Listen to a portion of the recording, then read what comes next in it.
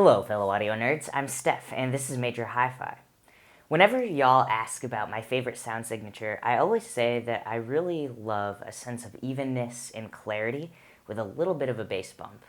Well, this week, I got a chance to spend some quality time with the Campfire Audio Solaris, and these earphones kind of fit that spec to a T. So without further ado, let me share my experience with you. Let's go back in time. I'll share with you my first impressions, and then I will meet you right back here for my overall thoughts. All right, here we go. Hey everybody, welcome to my place. So today I've got with me the Campfire Audio Solaris, and yeah, let's see what's inside the box here.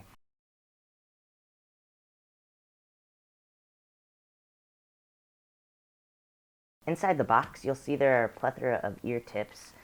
These are the silicone Campfire Audio ear tips.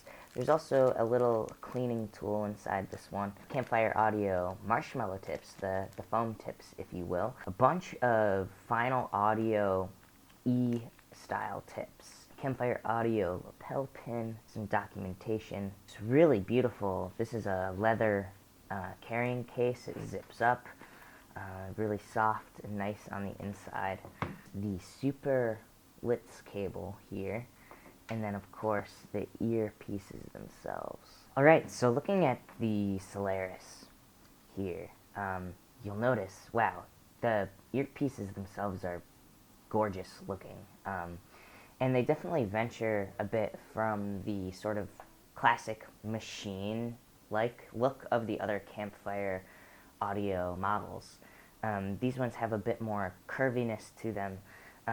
They are definitely larger than I was expecting, although they do have these really kind of beautiful details of the line work along kind of all the edges of the earphones. And those sort of textured lines give these earphones kind of a look of like, in addition to just having a sense of class to them, it also provides this sense of like waviness and flow, and it almost reminds me of the look of a seashell or something. Additionally then, the cable, looking closely at it, it's the Super Litz cable, and it really has a gorgeous look. Together, the two look like they could be jewelry. Now, I am pretty curious to see how they fit because, as mentioned, the driver housings are pretty large here, and a little bit larger than the other Campfire Audio stuff, it seems, but let's see if I can get these to fit well. Now, I think if you look at these in the camera here, you'll probably notice them sticking out quite a bit.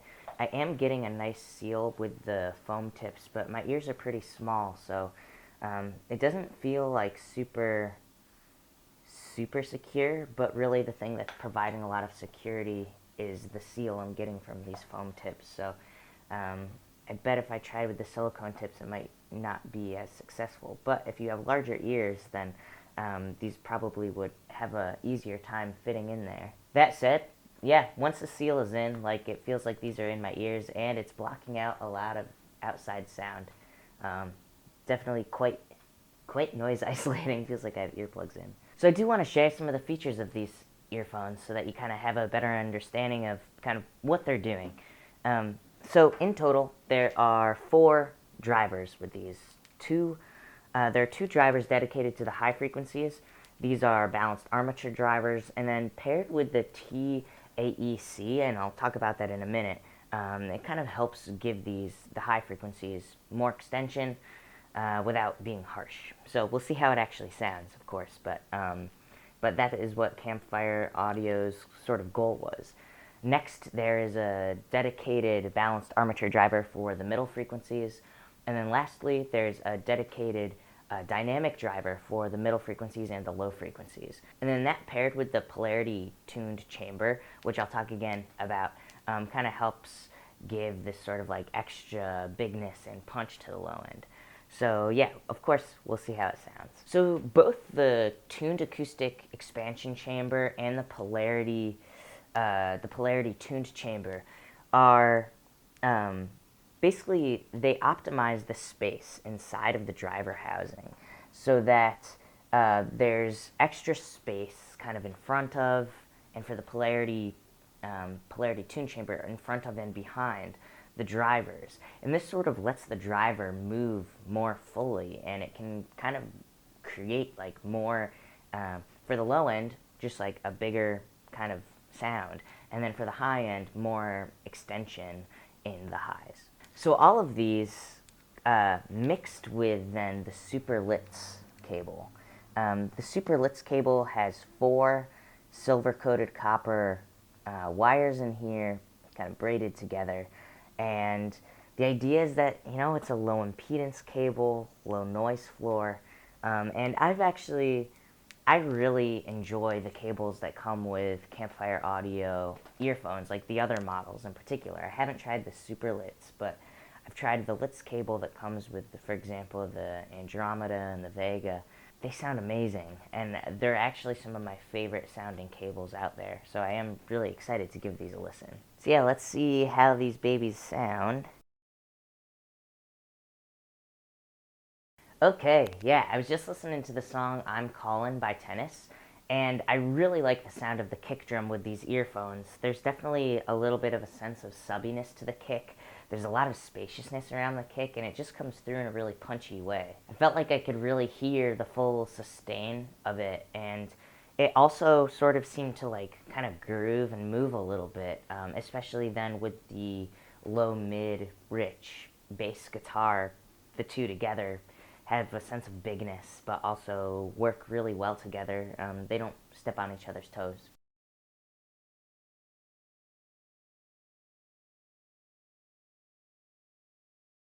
Wow, that is beautiful. I was just listening to the song So Tender by Keith Jarrett, and his piano in that song sounds absolutely gorgeous. Like I could hear the full overtones of the piano, um, and it just seems really complex and detailed, and because of that, kind of has a sense of realism. Makes me think that these earphones have a really nice sense of evenness in the mid range. That combined with the attack of the piano. Now, the attack, the hammers on the strings, kind of sits a little bit forward in the mix, but it is so kind of like groovy and moves that it doesn't really take your attention away from the rest of the mid range. Those high mids, while forward, also kind of don't pull too much attention away, and I really like that about them. They kind of have the ability to create that emotional impact. And yeah, anyway, it was just gorgeous. It's also worth mentioning that when the upright bass came in, there wasn't really any kind of there was basically what I'm trying to say is there's like really nice separation between the upright bass and its overtones and the overtones of the piano, and I thought, yeah, that's really well done, really pretty too.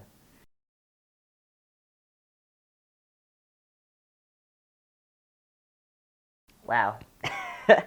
Okay, I was just listening to the song Fever by Ray Charles featuring Natalie Cole, and whoo, the high frequencies are gorgeous as well.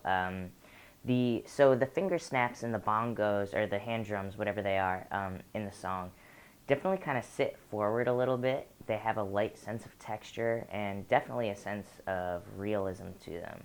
Um, but they do feel like they step forward a little bit, sort of indicating to me a little bit of a lower treble boost, maybe. Um, Additionally, the cymbal, there's sort of like a sparse cymbal that plays throughout the song, and it's kind of like a one or two hit thing, and then it really kind of, the sustain of the cymbal kind of rings out. And that sustain felt so full and rich and gorgeous. I feel like I could really hear the specificity of whatever type of cymbal that is. Like, it just sounded really gorgeous. Um, and then additionally, it sort of had a little bit of a sense of air to it. So there's sort of this like added sense of aesthetic pleasant pleasantness, on top of kind of the already kind of the realism of it as well. And I really like that combination, that it feels real but also has a little bit of something extra to give it just that, I don't know, that sweetness. And additionally, there's also like a really nice sense of separation in in the highs, and as a result, I feel like I could hear things like the finger snaps and the hand drums and the cymbals and all the kind of usual high frequency stuff, alongside kind of the texture and the air of both Ray and Natalie's vocals. They still kind of were able to have this sense of like separation from the other high frequency information, and um, as a result, it's just, yeah, super effective there.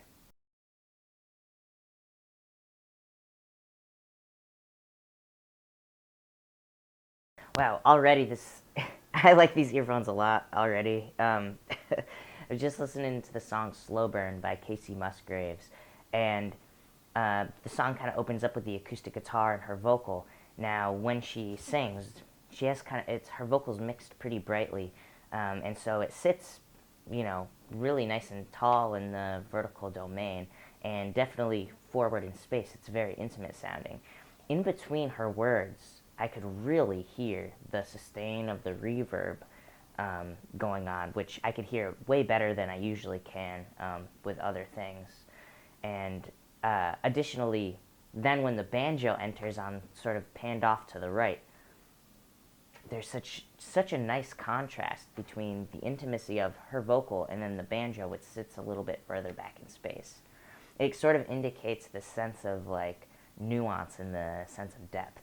Yeah, I'm also getting a very nuanced sense of width. Like, the panning feels very specific, and it's not just for things that are panned out hard, but things even more panned toward the center, going out, feel like there's sort of that nuance. I get a sense for that in the Rhodes, definitely the acoustic guitar, the banjo, and then the synths when they come in, and the drums when they come in. So, anyway. I'm really, really digging the soundstage so far, and definitely interested to sort of examine it further as the week goes on. But yeah, I'm going to take a little break from these for now, and I will let you know my overall thoughts back at the major hi-fi office. All right, here we go. Overall, the low frequencies of the Solaris come through with a sense of clearness and spaciousness. However, they also maintain a sense of thickness and real punch and energy. There's a bit of a boost in the sub-region, but this boost feels very controlled, and overall the lows come through with a sense of evenness and sort of realism down there. It feels very natural. As a result, the lows really contribute to a really nice sense of groove to the song. That said, I think some folks won't like them for every genre, although because the lows are even, it will work for a wide variety of genres. But if you want something that's sort of more tapered off there or doesn't have as big of an emphasis in the lows, then these won't be the ones for you. Overall, the mid-range of the Solaris does a really good job of marrying a sense of fullness and evenness with a sense of spaciousness. Now, as a result, you get a really nice sense of harmonic complexity, and overall the tone of the mid-range just feels very natural and easy, and I don't know, definitely has a sense of realism to it. There's a little bit of a boost in the high mids, but this boost just kind of contributes to an extra sense of clarity. It doesn't, in other words, draw one's attention away from the surrounding areas of the frequency spectrum.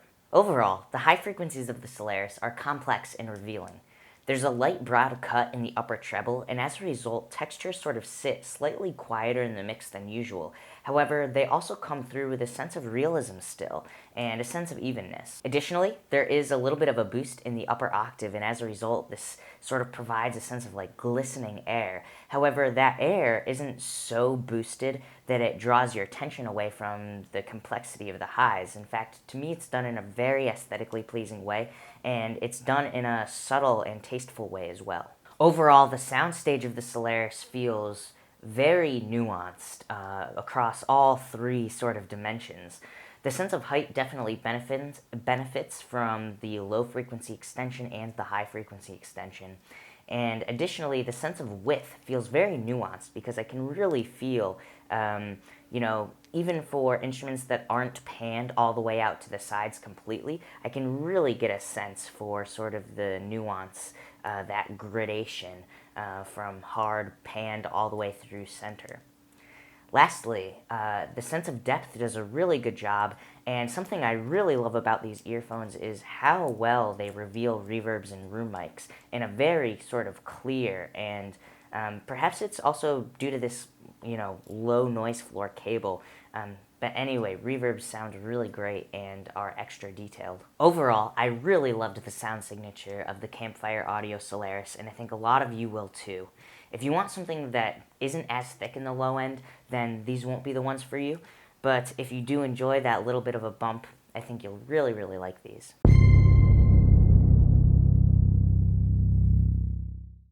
Alright, thank you so much for watching. If you thought this video was helpful, please give it a thumbs up. And for more videos like this, be sure to subscribe. Alright everybody, thanks, and I'll see you next time. Bye.